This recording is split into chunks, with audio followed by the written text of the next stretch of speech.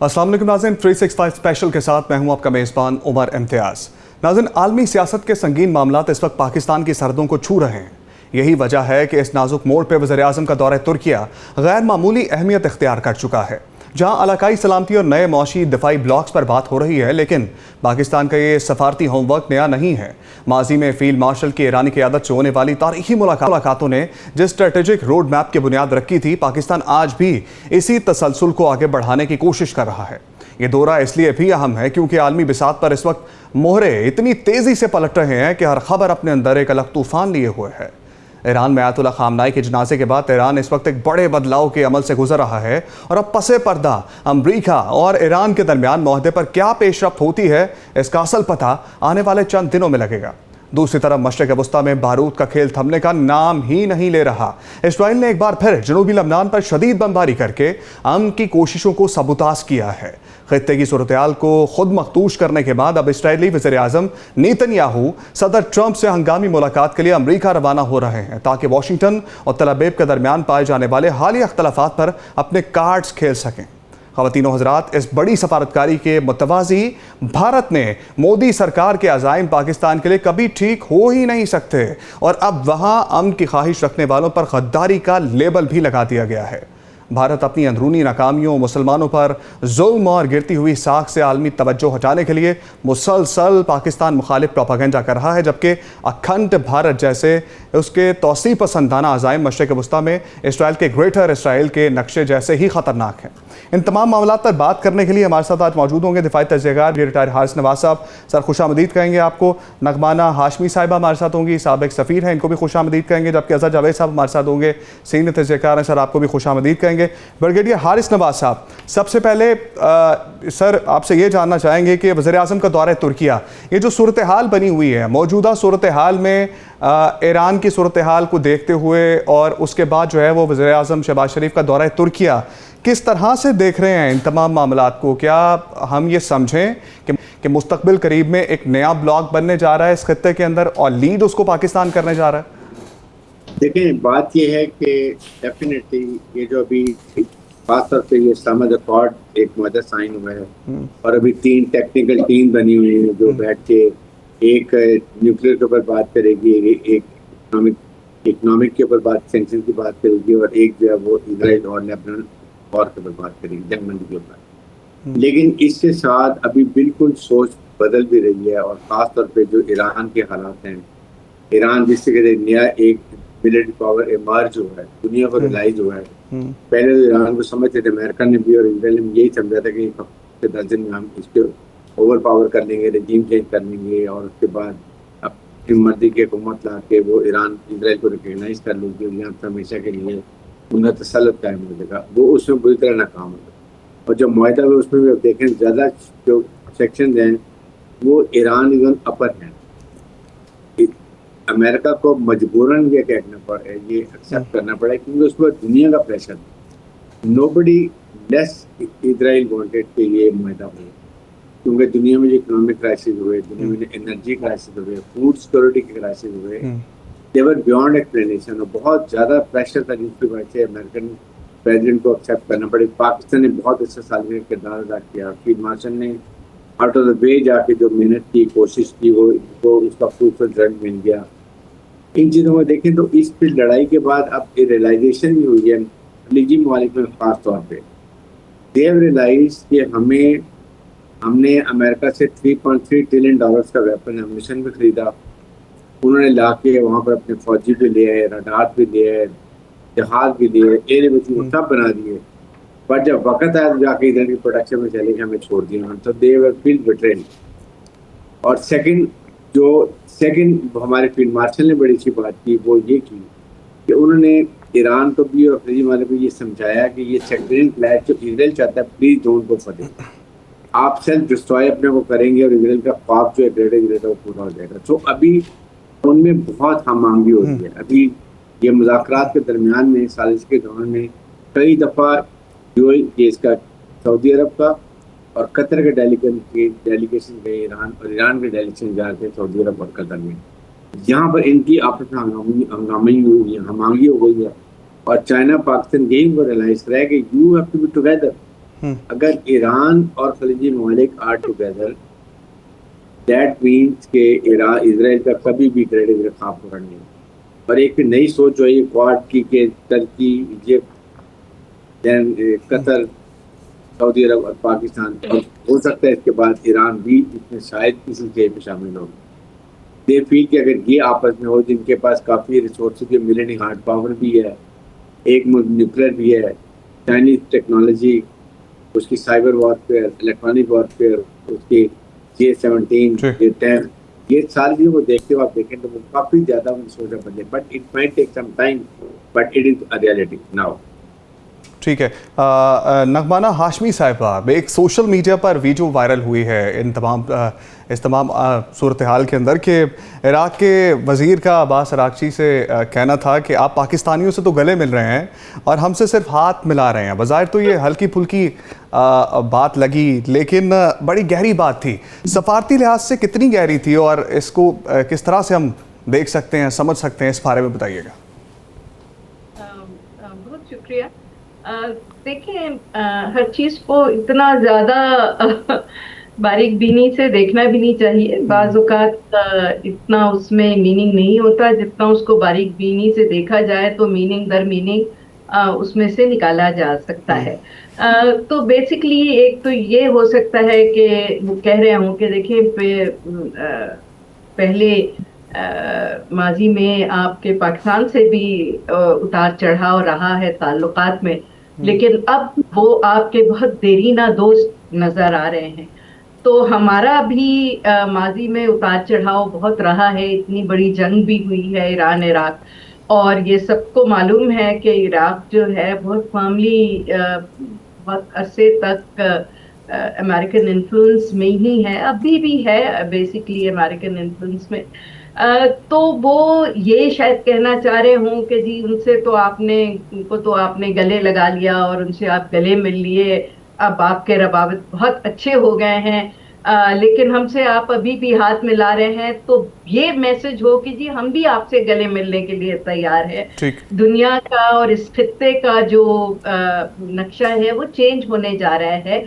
हमें भी अपनी सिक्योरिटी की फिक्र है, हमें भी। अच्छा नगमाना साहिबा, ये जो अब मामला चले हैं ईरान के दौरे के बाद, वज़ीर-ए-आज़म शहबाज शरीफ ने दौरा किया है तुर्की का, और अब ये जो सफारती गठजोड़ है इसको किस तरह से देख रही हैं आप?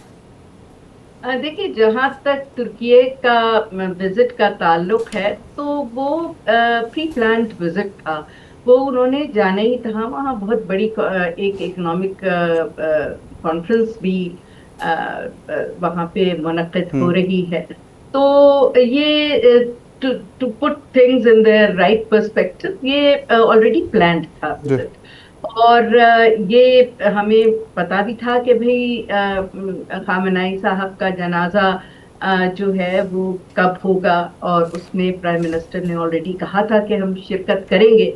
तो तुर्की से ईरान बिल्कुल एक ही हॉप, वो ईरान से फिर तुर्की एक हॉप रह जाता है।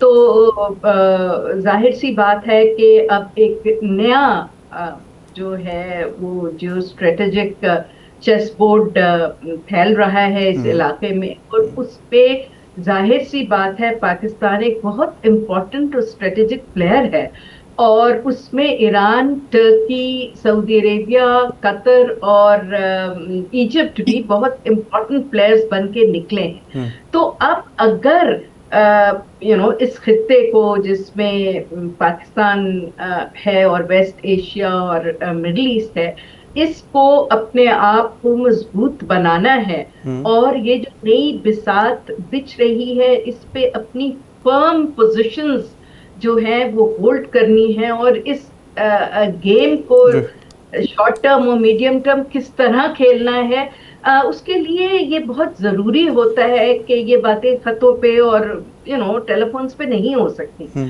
तो जो एक आपकी जामे कंसल्टेशन होती है, डिस्कशन होती है, वो फेस टू फेस ही होती है।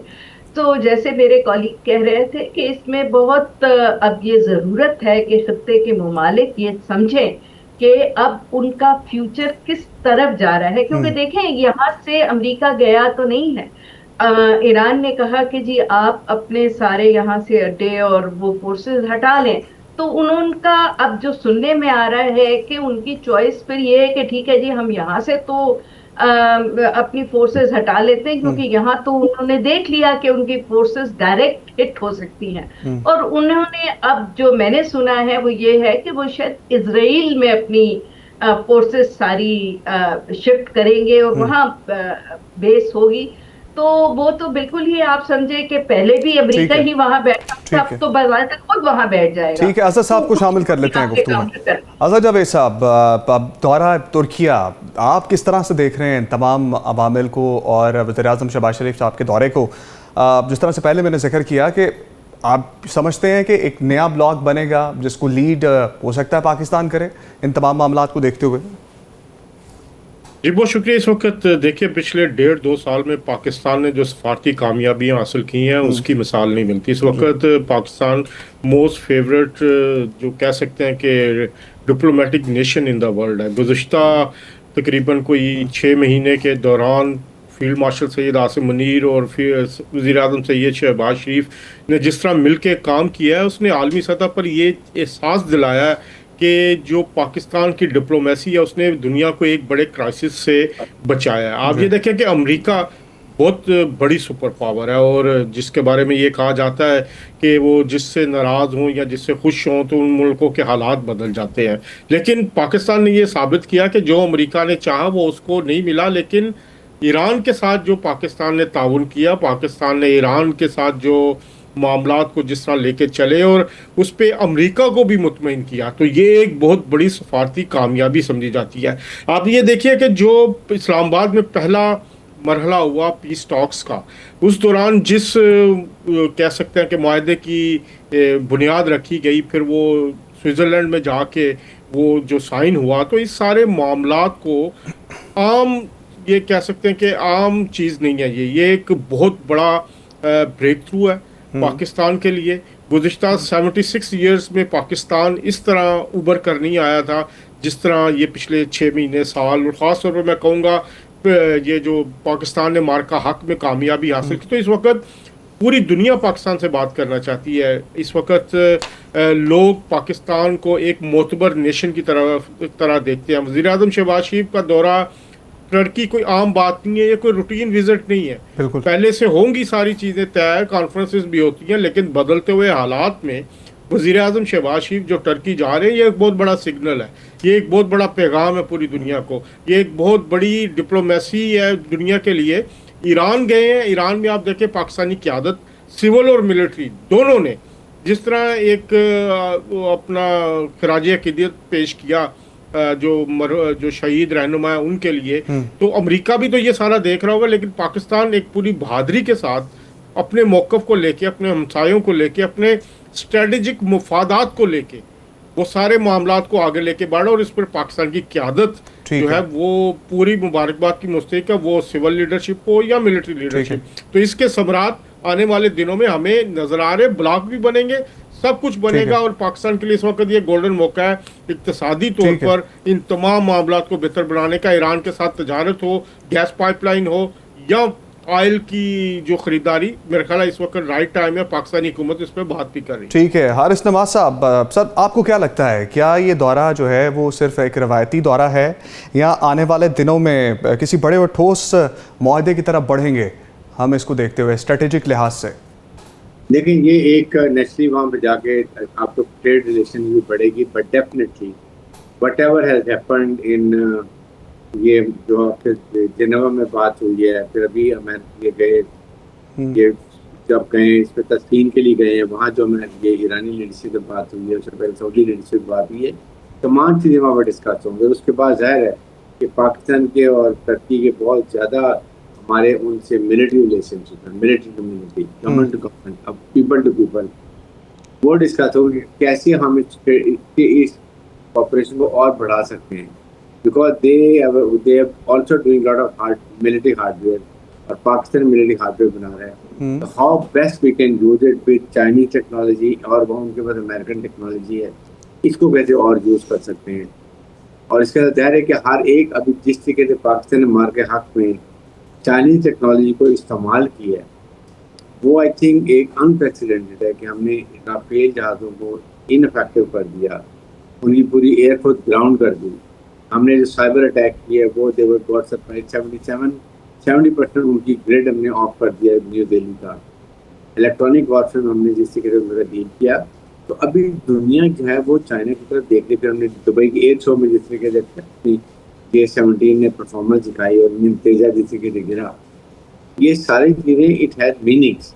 और इसी वजह से अब आप देख लेंगे तो ये कतर, सऊदी अरब, पाकिस्तान, ये एक सोच रहे हैं कि भी चुनने वाली। इवन इसके अलावा भी 57 कंट्री जो इस्लामिक कंट्रीज हैं वो भी अब सोच बनी कि वाई नॉट टू हैव, जितनी इन्वेस्टमेंट खलीजी मालिक के पास पैसा है वो बाहर इन्वेस्टमेंट होता है और वो फ्रीज हो जाता है पैसा, उनकी मर्जी के मुताबिक ना चलाए। तो अब नाउ देयर थिंकिंग हम अपने मुल्क में क्यों ना इन्वेस्ट करें, इस्लामिक बैंक बनाए, इस्लामिक यूनिवर्सिटी बनाए, इस्लामिक हार्डवेयर की जो हमारे पाकिस्तान में प्रोजेक्ट्स हैं, तुर्की में प्रोजेक्ट्स हैं या कहीं और मुल्क में, इनको और बेहतर किया जाए। बहुत ज़्यादा स्किल्ड मैन पावर अवेलेबल है, चीप मैन पावर अवेलेबल है, इनका फ़ायदा उठाया जाए। तो मेरे ख्याल में ये चीज़ों में जिस तरह हमारे पास J-17 और J-10 की इंडस्ट्री है, इसको और एक्सपेंड कर दिया जाए। अगर हम 10 जहाज बना सकते हैं, वाई नॉट गो फॉर 30 और 40 एयरक्राफ्ट पर मंथ ये पर ईयर के लिए। तो ये सारी प्लानिंग जो है ये इसी वजह से, इसीलिए अमेरिकन देखें, अमेरिकन अभी काफ़ी खुद भी वो सोच रहे हैं कि जो उन्होंने वेनेजुएला में भी ऑयल के लिए चले गए हैं और उनसे एक्सप्लोरेशन कर रहे हैं, खलीज वाले कुछ नाराज बैठे हुए हैं। तो ये काफ़ी आप देखेंगे ओवरऑल 2, 3, 4 साल के अंदर you find lot of changes, ये थोड़े डायनामिक चेंज हो जाएंगे इस खत्ते। अजहर जावेद साहब, अंकारा में होने वाली ये जो बातचीत है पाकिस्तान को मौजूदा आलमी जियोपॉलिटिकल तूफान और इक्तसादी दबाव से महफूज रखने के लिए कोई ठोस सिक्योरिटी शील्ड फराहम करेगी, आपको लगता है?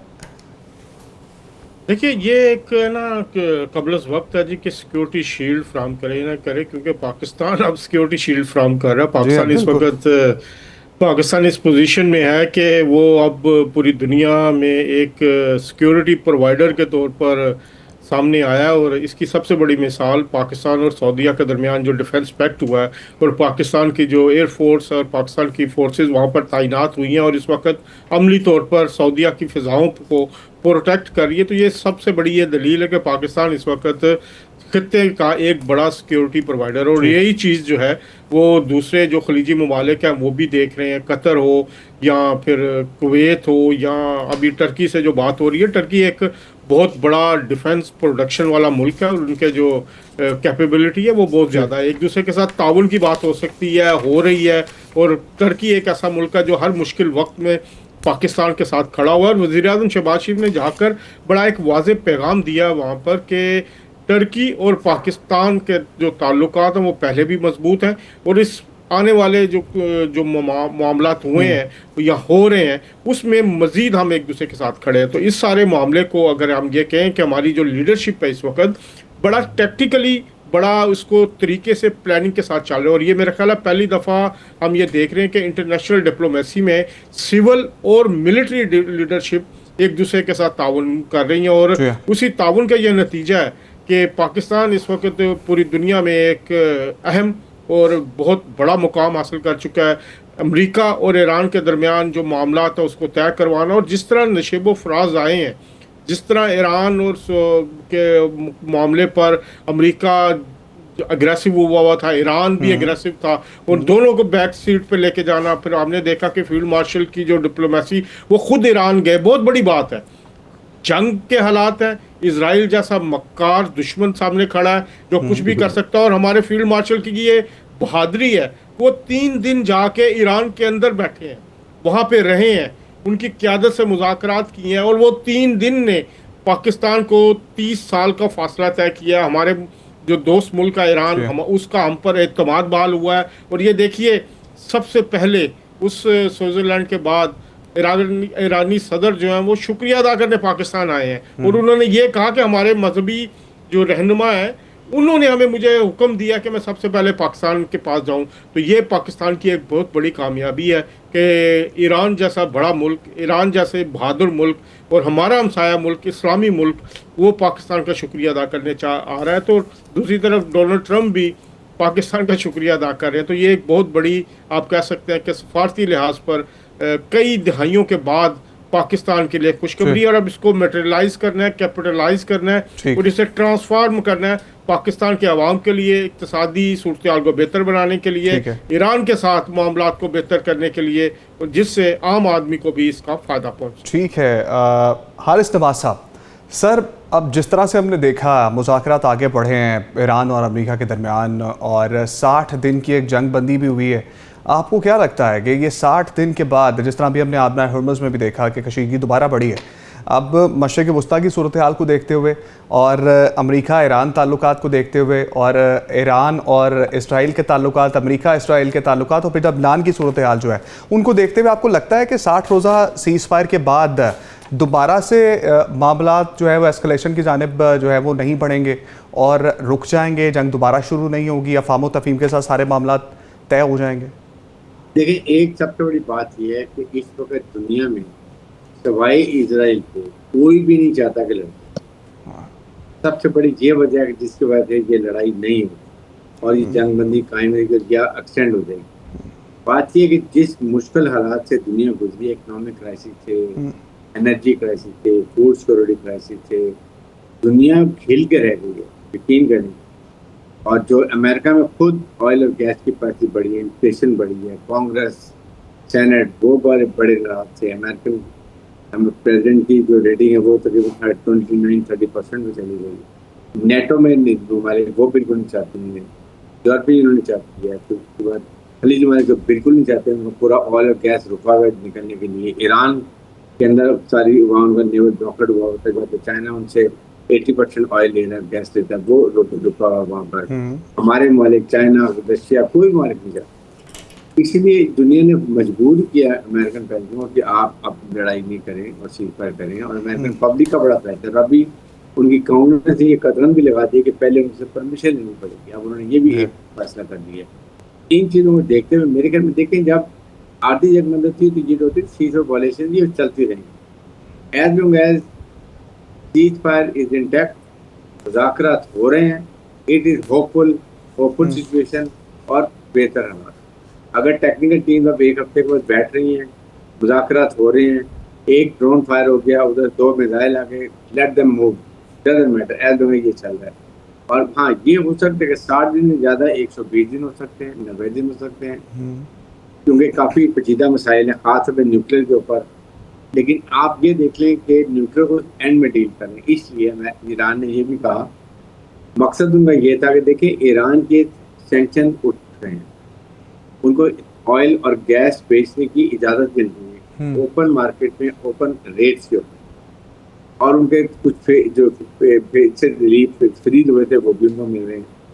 तो अब कुछ अर्से के बाद जब आवाम को इसका टिकलिंग नीचे जाएगा, फैक्ट जाना शुरू होगा, तो आवाम में खुशहाली आएगी, इकोनॉमिक डेवलपमेंट होगी। जो ज़्यादा मॉडरेट थे वो भी खुश हो जाएंगे, जो रेडिकल थे वो भी खुश होंगे।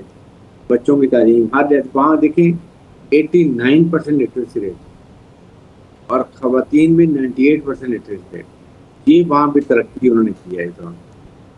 तो जब ये वहाँ पर आवाम खुश होगी तो ज़ाहिर है आवाम का कॉन्फिडेंस अपनी हुकूमत के ऊपर बढ़ जाएगा।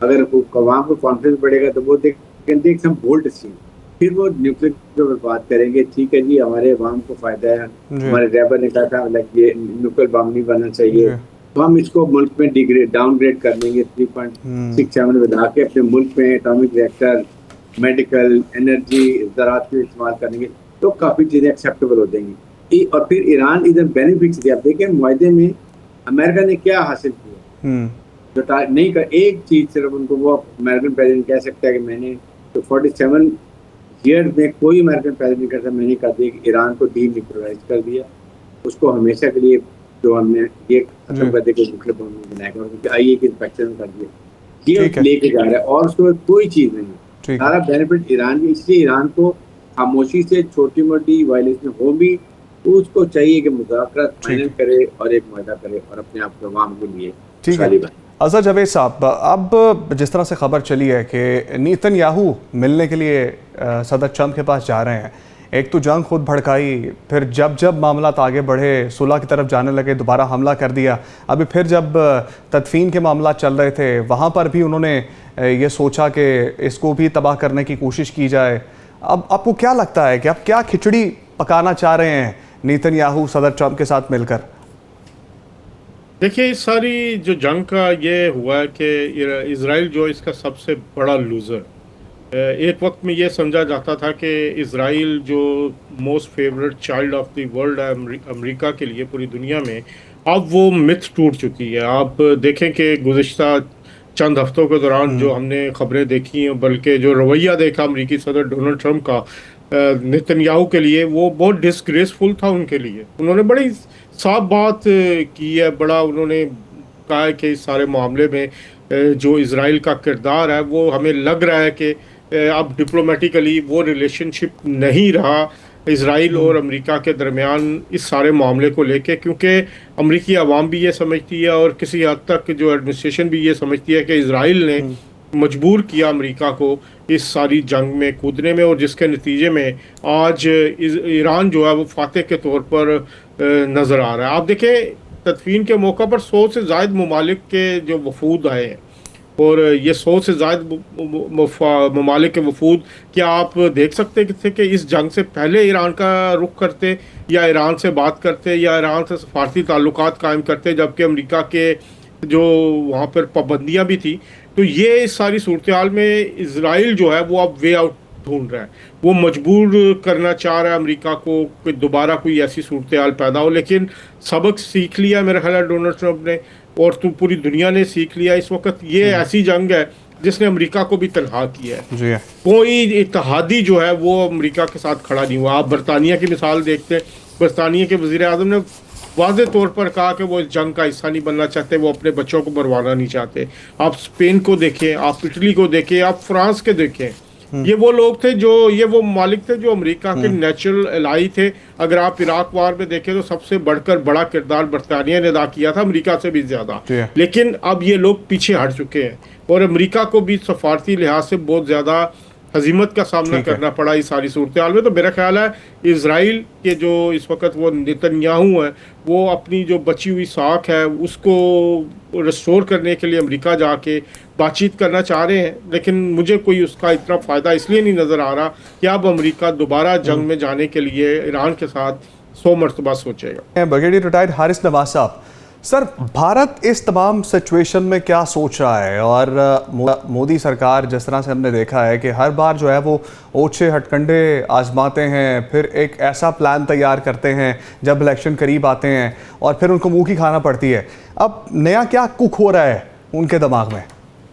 देखिए, एक तो अब आपके सामने कभी वो कहता है कि इंडस वाटर ट्रीटी हम कैंसिल कर रहे हैं, सस्पेंड कर दिया हमने, और पानी रोक सकता नहीं जी हाँ, काफ़ी डैम बना रहे हैं। इसीलिए पाकिस्तान एक सेमिनार, इंटरनेशनल सेमिनार होल्ड किया, जिसमें अमेरिका से, रशिया से, चाइना से, दुनिया के मंजूमीन आए, उन्होंने आके बात की and everybody supported Pakistan France, क्योंकि ये तो बड़ा क्लियर लिखा हुआ है कि दोनों मुल्कों की बामी रजामंदी को चेंज हो सकती है और गारंटर जो है पाकिस्तान ने बड़ा क्लियर रखा है कि अगर पाकिस्तान की ये सस्पेंड करता है और हमें पब्लिक पानी नहीं देता तो वी टेक इट, ये हमारी red line act of war and we take all military और पॉलिटिकल मीन अवेलेबल जो होंगे हम करेंगे। इस पे भी मीन इट, इस पे कोई डाउट नहीं इंडिया को, इंडिया को पता नहीं। उसके बाद प्रॉक्सी तो यूज कर रहे हैं आपके सामने, फितलर हिंदुस्तान, फितलर फारेज, दाइश, अफगान तालिबान रजीम को यूज कर रहे हैं, फंडिंग कर रहे हैं, पैसा दे रहे हैं, और उसमें भी उसको बड़ी सख्त नाकामी हुई, हमने उनकी उसमें कमर तोड़ी है। फिर ये भी मामला पाकिस्तान के साथ तस्वीर में जाने शुरू हो गया, वहाँ भी नाकामी हो गई है। तो ये हर अब ईरान और ये इंडिया और इजराइल आपस में मिलकर कोशिश करें, क्योंकि पहले तो ये प्लान था कि ईरान में आ जाएगा, ये इजराइल आके बैठ जाएगा अपनी मर्जी की हुकूमत, इधर इंडिया होगा, उधर अफगान तालिबान जीत होंगी, तो पाकिस्तान में सर्कल करेंगे जो भी फेल हो। अब इसके बाद मैक्सिमम यही कर सकता है कि ये प्रॉक्सी को यूज़ करेगा और किसी वक्त फॉल फ्लैग ऑपरेशन करे दोबारा, लेकिन दुनिया आप गोदी मीडिया को नहीं सुनी। और पाकिस्तान ने बड़ा क्लियर बताया हुआ है कि अगर कोई मिसएडवेंचर किया, फील्ड मार्शल आसिम मुनीर ने पाकिस्तान मिलिट्री एकेडमी में कहा था स्पेशली के लिए, अगर कभी भी आप मिसएडवेंचर किया तो 50 से 60% इसको मिलिट्री इकोनॉमिक लॉस करेंगे, जितनी ईस्ट वेस्ट की रिफाइनरी बना के रख देंगे, क्योंकि इनका इंडिया का एक एक इंच एरिया हमारी मिसाइल रेंज के अंदर है, चाहे उनके डैम्स हो या इंडिया की रिफाइनरीज हो या इंडिया का कोई एरिया हो, all is covered with us and then we have a very modern missile technology और हमने हमारे में वैरायटी ऑफ मिसाइल रेंज है विद वैरायटी ऑफ रेंज उनकी है। तो ये इसकी वजह से इंडिया 10 और इसको 4-5 साल चाहिए अभी राफेल के साथ ग्राउंड रिलेशनशिप के लिए, साइबर वारफेयर के लिए, लेकिन अब ये सोच रहे हैं उन 4-5 सालों में पाकिस्तान कहाँ चला गया होगा, हम कितने आगे निकल गए। तो इसलिए ये कुछ नहीं कर सकता, बेफिक्र है ये पाकिस्तानी कौम को, कोई परेशानी की जरूरत नहीं। और साथ ही साथ चाइना हमारा आयरन टेस्टेड फ्रेंड है, अभी हम साथ आपके सामने जो और आपके क्वाड कर रहे हैं, सऊदी अरब से हमारा स्ट्रेटेजिक माहिदा है, अभी तुर्किया है, इजिप्ट है, ये कतर है, सऊदी अरब है, पाकिस्तान है, ये जो अभी और थिंकिंग चेंज हो रही है इस्लामिक वाले की, ये बड़ी चीज़ें चेंज होने लगी हैं। आप देखेंगे India is totally isolated. American ने भी रियलाइज कर दिया है कि अगर इंडिया जो हमने इसको तैयार किया था चाइना को कंटेन करने के लिए, अगर ये पाकिस्तान जैसे छोटे मुल्क को कंटेन नहीं कर सकता तो इंडिया चाइना को क्या कंटेन करेगा। तो दे हैव लॉस्ट होप, इसलिए मेरे ख्याल में कोई ऐसी परेशानी की जरूरत नहीं है हम लोग। ठीक है अजहर जावेद साहब, सर अब जिस तरह से इंडिया जो है वो अखंड भारत का ख्वाब देखता है मोदी, और बिल्कुल उसी तर्ज पर जो उनके बड़े दरीना दोस्त हैं नेतन्याहू, वो ग्रेटर इसराइल का ख्वाब देखते हैं। अब इसके लिए किसी भी हद तक गिर जाते हैं नरेंद्र मोदी साहब। जिस तरह से मैंने हारिस नवाज साहब से सवाल किया, क्या कुक हो रहा है, अभी कुछ नया क्या करना चाह रहे हैं? एक बार फिर से अब इलेक्शन करीब आएंगे, क्या दोबारा से वही हर्जा सराई करेंगे, दोबारा से पंगा लेने की कोशिश करेंगे और फिर जो है वो शर्मिंदगी उठाना पड़ेगी ऑब्वियसली हमारी तरफ से? देखिए, भारत एक मक्कार दुश्मन है और उससे किसी भी चीज़ की किसी भी वक्त तवक्को की जा सकती है, लेकिन जो सबक उसे मिला मार्का हक में, जो बुनियानुल मरसूस में पाकिस्तानी अफवाज ने फील्ड मार्शल की क़यादत में जो सबक सिखाया भारत को, वो 50 दफ़ा आप सोचेंगे, 100 दफ़ा सोचेंगे। और फिर रिसेंटली जो ईरान का सारा मामला था, वो तो भारत ये सोच के बैठा हुआ था कि यहाँ पे रजीम चेंज हो जाएगी, रजीम चेंज होने का फ़ायदा सबसे बड़ा भारत को होगा, क्योंकि एक तरफ इजराइल वहाँ पे आके बैठेगा, दूसरी तरफ से वो साइड से पाकिस्तान को प्रेशराइज करेंगे। ऑलरेडी वो बलूचिस्तान के अंदर आपको पता है भारत कितनी फंडिंग कर रहा है, जो BLA है उसके पीछे भारत है, भारत की फंडिंग है।